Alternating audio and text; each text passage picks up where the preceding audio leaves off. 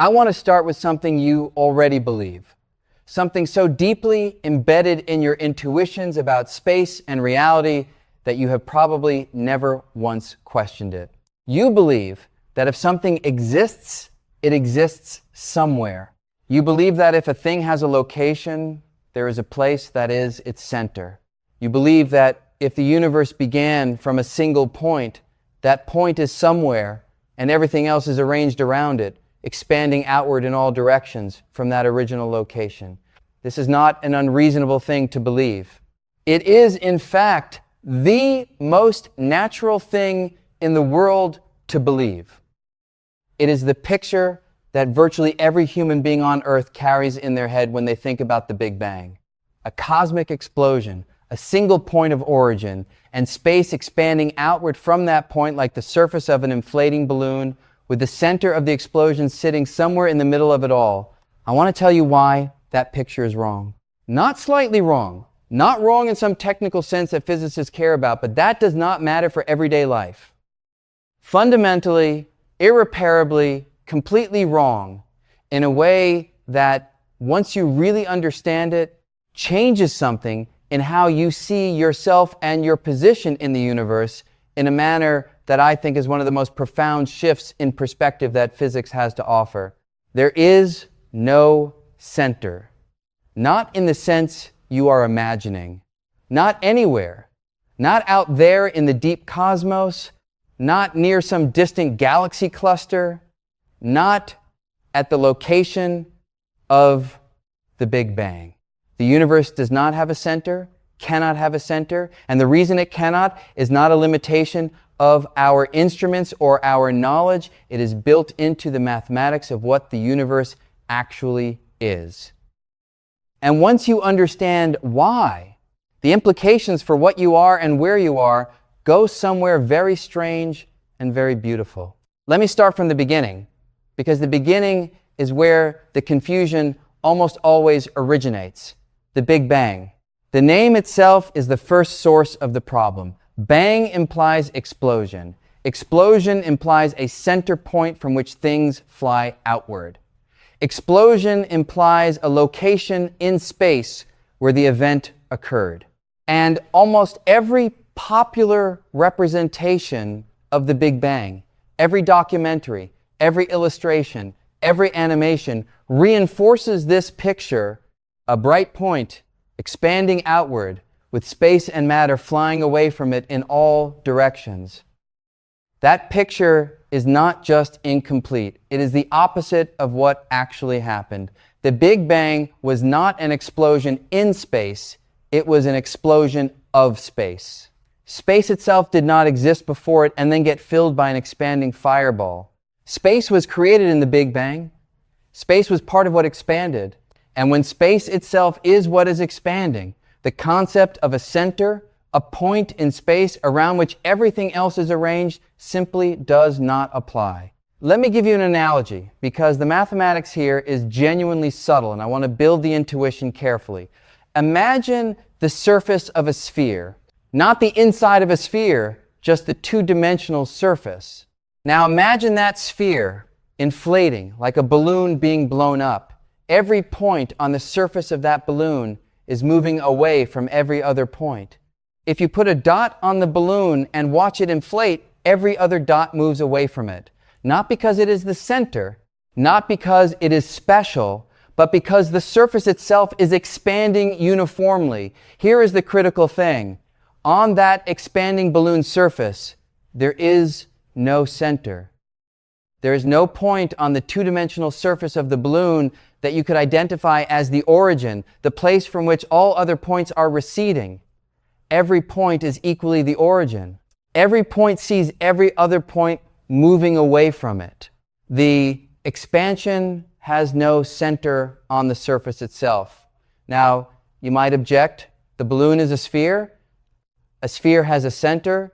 The point in three-dimensional space equidistant from every point on the surface. True. But that center is not on the surface. It is inside the balloon in a third dimension that the two-dimensional surface does not contain. The beings living on the surface of the balloon, if there were any, would have no access to that center. It would not exist in their universe. Their universe is the surface, and the surface has no center. Our universe is analogous. The expansion of space that we observe, the recession of distant galaxies in every direction, is not the expansion of matter through a pre-existing space with a center somewhere. It is the expansion of space itself.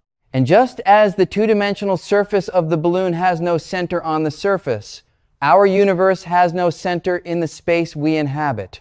The mathematics that describes this is called a Friedmann-Lemaitre-Robertson-Walker metric, and I am not going to take you through the equations. What I want to give you is the physical intuition those equations encode. The key property is called homogeneity and isotropy. Homogeneity means that on the largest scales, the universe looks the same from every location. Isotropy means that from any location, it looks the same in every direction. If both of these are true, and the evidence from the cosmic microwave background and the large-scale distribution of galaxies strongly suggests they are, then there is no special point. There is no location in the universe that is different from any other location in the way a center would be different. Every point is equivalent to every other point. And if every point is equivalent to every other point, then every point is simultaneously the center and no point is. Both statements are equally true and equally meaningless, which is the universe's way of telling you that the concept of center simply does not apply. Now I want to take this further because I think most explanations of the centerlessness of the universe stop here and leave you with a picture that is still incomplete. They tell you the universe has no center and then move on. But there is a deeper question that this answer immediately raises, and it is a question that most people, when they hear the balloon analogy, immediately want to ask. The balloon has an inside. The three-dimensional space inside the balloon is there, even if the beings on the surface cannot access it. Is there an equivalent of the inside for our universe? Is there a higher dimensional space in which our universe is embedded the way the balloon surface is embedded in three-dimensional space? And if so, does that higher dimensional space have a center? And is our universe located somewhere within it? This is a completely legitimate and profound question. And the honest answer is that we do not know. There are theories in which our universe is indeed a surface, a brane in a higher dimensional space, and in which that higher dimensional space might have some kind of geometric center. String theory and its various extensions contain such possibilities. But here is the critical point. Even if our universe is embedded in a higher dimensional space, even if there is some abstract geometric center to that higher dimensional structure, that center would not be accessible to us. It would not be a place in our universe. It would not be a location you could point a telescope toward. For all practical physical purposes, for everything that happens in our observable universe, there is no center. And there is something even more important to say, something that goes beyond the practical. The question of whether there is some meta-center in a higher dimensional embedding space is a question about the container, not about the physics. What happens in our universe, the physics that governs every particle and every force and every structure, is completely independent of whether there is some abstract geometric center to a higher dimensional embedding. That center, if it exists, has no physical consequences in our world. It is as physically irrelevant as asking whether the number 3 is inside or outside the circle you just drew on a piece of paper. So when I say the universe has no center, I mean it in the only sense that matters physically. There is no location in the observable universe, and no location in the universe as a whole if it is indeed homogeneous and isotropic that is in any way privileged. That is the center. Nothing is at the center because there is no center to be at. But I promised you that this had implications for you personally, and I meant it. So let me take you there now, because this is where the physics becomes something more than physics. Start with the Copernican principle. You are probably familiar with the name, if not with its full weight. Copernicus showed that the Earth is not at the center of the solar system, the Sun is roughly at the center, and the planets, including Earth, orbit it. This was not just an astronomical discovery. It was a philosophical revolution. For thousands of years, human beings had operated under the assumption that we were at the center of everything, that our location was the privileged location, that the cosmos was arranged around us. Copernicus took that away. Then came the next step. The Sun is not at the center of the galaxy. It is an ordinary star in an outer arm of the Milky Way, about 26,000 light years from the galactic center, which is itself not particularly special compared to the centers of other galaxies. The galaxy is not at the center of the universe. No galaxy is. And as we have just established, the universe itself has no center. The Copernican principle, extended to its logical conclusion, says this: you are not special. Your location is not special. Your planet is not special. Your star is not special. Your galaxy is not special. There is no hierarchy of cosmic importance in which you or anything associated with you occupies a privileged position. This is a statement that most people, when they hear it, experience as deflating, as a diminishment. And I understand that reaction.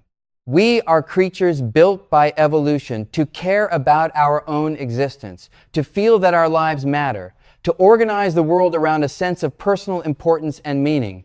The Copernican principle seems to say that this sense of importance is an illusion, a parochial delusion of a species that evolved on a small rock in a corner of a universe that does not know or care that we exist. But I want to offer you a different way to hold this, because I think the deflating interpretation, while understandable, is missing something important. Consider what it means to say there is no center. In a universe with a center, the center is special. Everything else is arranged around it, defined in relation to it, deriving its character from its distance and direction from the center. But in a universe without a center, every point is the center. Every location is equally the origin. Every observer, you, me, a hypothetical being in a galaxy a billion light years away, is at the exact center of their own observable universe, in the only sense in which center means anything. You are not displaced from the center. You are not at the periphery of something whose center is somewhere else. You are, in the only physically meaningful sense, at the center. Not because you are special, but because center is not a feature of the universe, it is a feature of observation. And every point of observation is, from its own perspective, central. I find this genuinely remarkable. It is not the same as saying you are important in a cosmic sense. The universe, as far as we can tell, does not assign importance.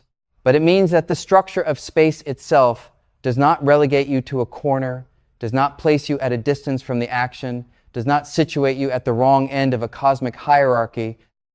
You are as close to the center as it is possible to be, not because you are special, but because the universe distributes that privilege equally to everyone and everything. Now I want to take you one level deeper, because there is a consequence of the universe's centerlessness that most people have never been told, and that I think is one of the most striking facts in all of cosmology. If there is no center, where did the Big Bang happen? The instinct is to say it happened at a point. The singularity, the initial state of infinite density, is often described as a point. And in the mathematics of general relativity, the initial singularity is indeed a point, in the sense that all of space was compressed into zero volume. But here is what that actually means when you unpack it carefully.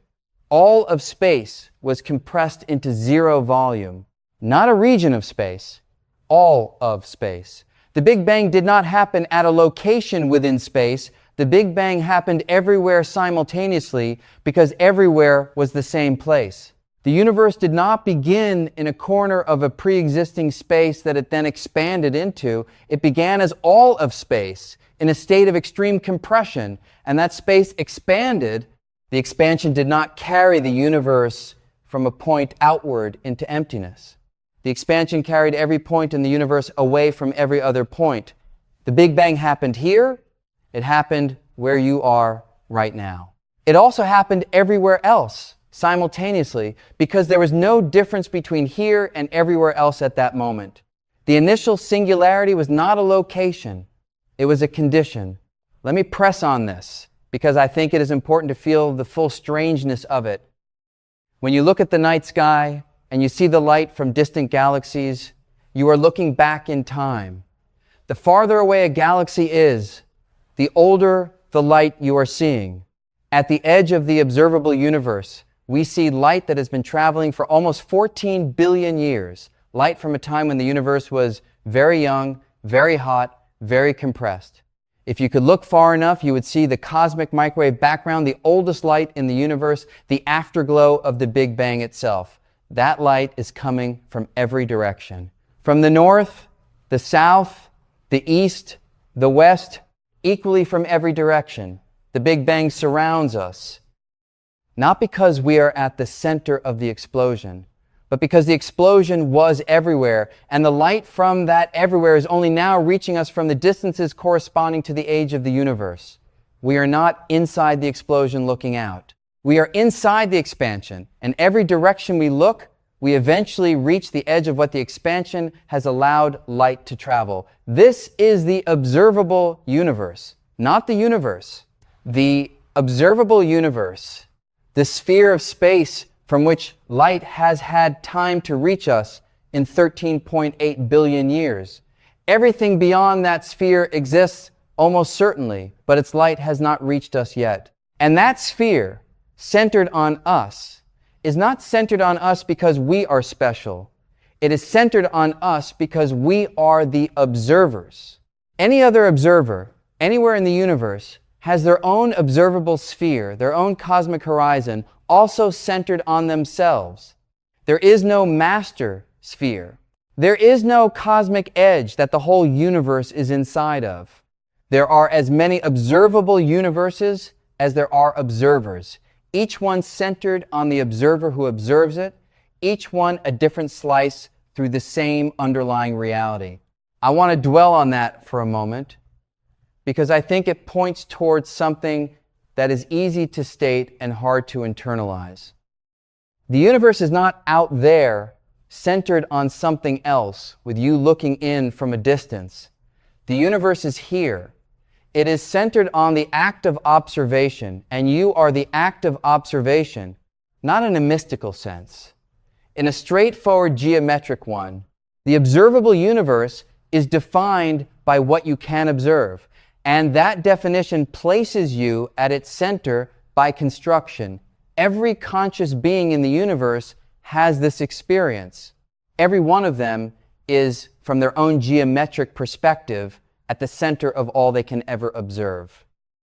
There is a philosophical tradition that takes this as evidence for something deeper, for a universe that is in some fundamental way organized around observers. I am not going to go that far here. The physics does not require it. But the physics does establish something important. The universe's centerlessness does not make you peripheral.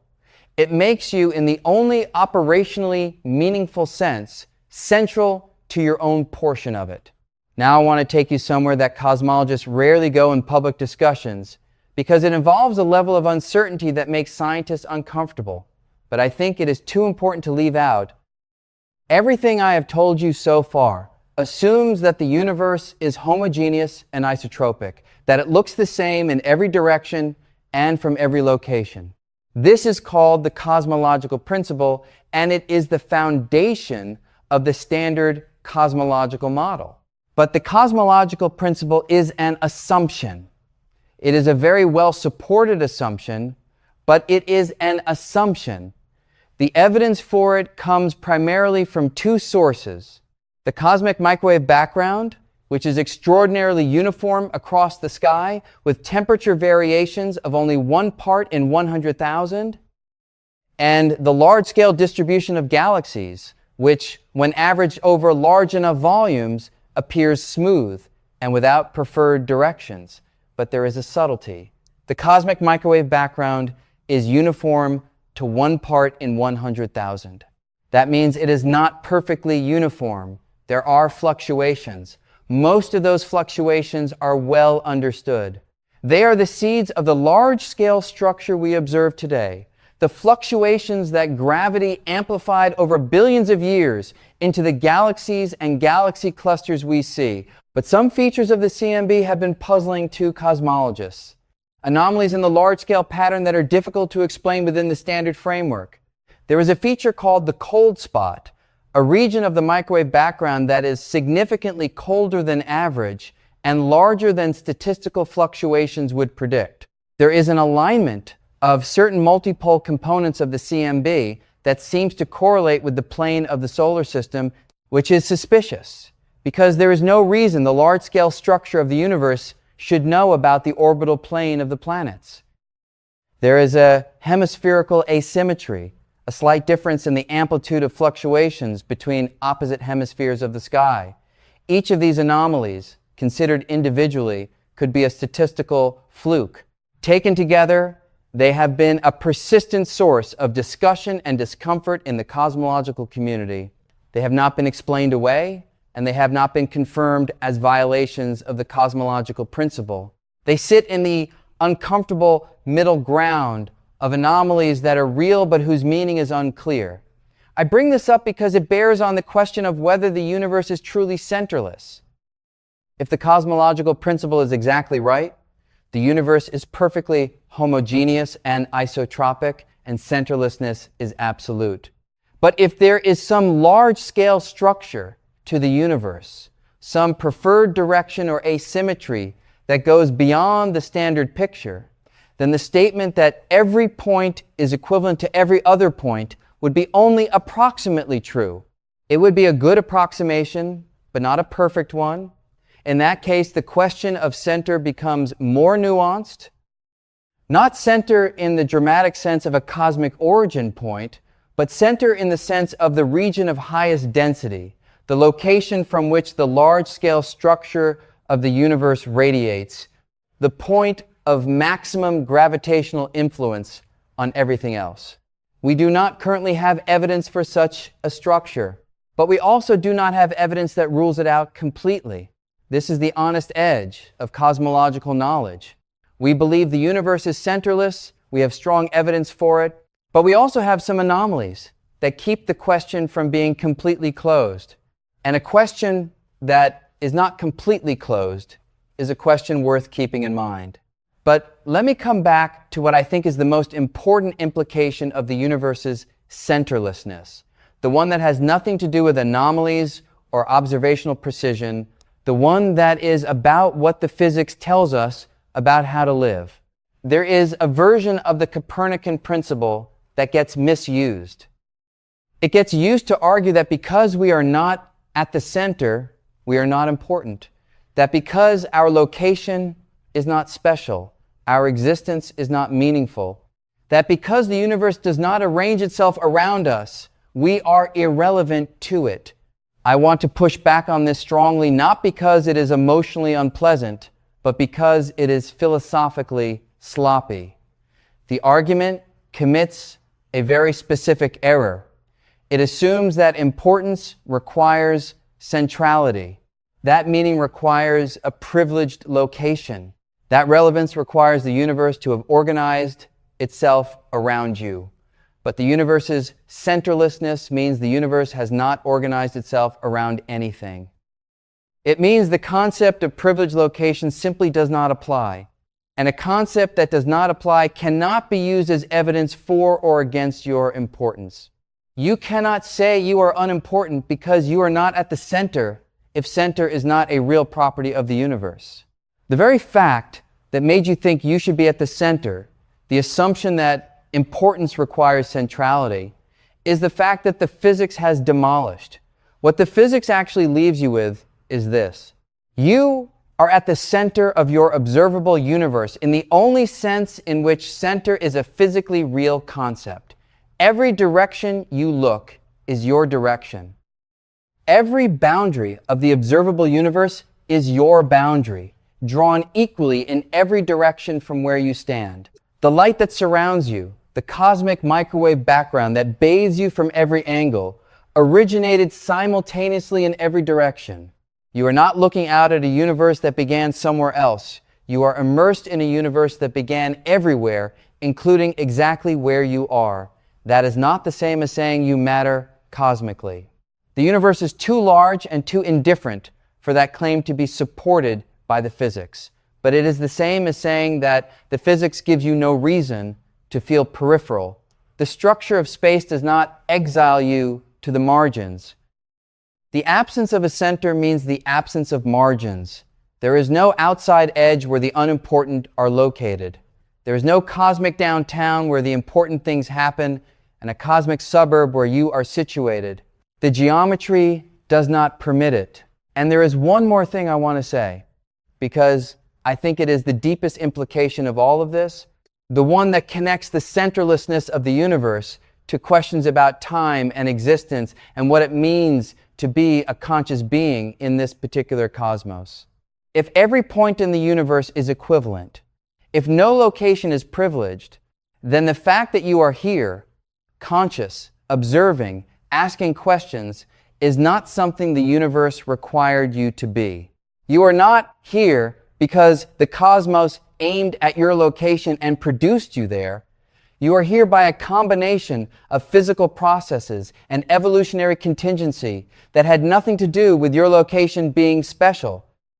But those processes happened. They happened here, and they produced something remarkable. They produced a being capable of understanding that it is not at the center of the universe, capable of working out the mathematics of how space expands, capable of measuring the cosmic microwave background, capable of reasoning about what center means in a curved space-time with no boundaries, capable of sitting here in this corner of an undistinguished galaxy and grasping something about the structure of the whole. That is not a small thing. The universe is 93 billion light years across in the observable portion alone. It contains something like 2 trillion galaxies. It has been expanding for 13.8 billion years. And in this one location, on this one planet, orbiting this one star, matter has arranged itself in such a way that it can comprehend the structure of the whole, not perfectly, not completely, but genuinely. The universe has, in us, acquired the ability to understand itself. That does not make us the center in any geometric sense, but it makes us something. It makes us the part of the universe that is doing the understanding. And in a universe with no center, a universe where every point is equivalent and no location is privileged by the geometry, the only thing that distinguishes any location from any other is what happens there. What happens here is that the universe is thinking about itself. That is, I find, worth taking seriously. I am not asking you to draw cosmic significance from this in some mystical sense. I am asking you to notice that the physics which removes the center also removes the reason to feel diminished by its absence. The universe does not need a center for you to be something remarkable within it. The absence of a center is not the absence of meaning. It is the absence of a single privileged point and the distribution of whatever meaning the universe contains equally to every location, every observer, every conscious being trying to make sense of the space around them. You are not at the center. Nobody is. Everything is. And once you genuinely understand that, I think the universe starts to look very different. Not smaller, not lonelier, but more equal in a way that has no analogy in human social structures. More generous in a way that is entirely impersonal. More strange than we expected in a way that keeps turning out, upon reflection, to be more interesting than what we expected instead. Look out at the sky tonight. every photon reaching your eye is traveling on a path that considers you, by the geometry of space-time, to be exactly where it was heading. Every galaxy you can observe is receding from you at a speed proportional to its distance, as if you were the origin of the expansion, which in a very precise sense you are, because so is every other point.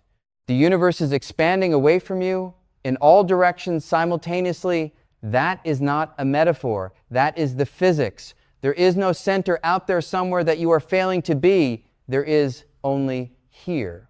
And here, wherever it is always the center of the only universe any of us will ever observe.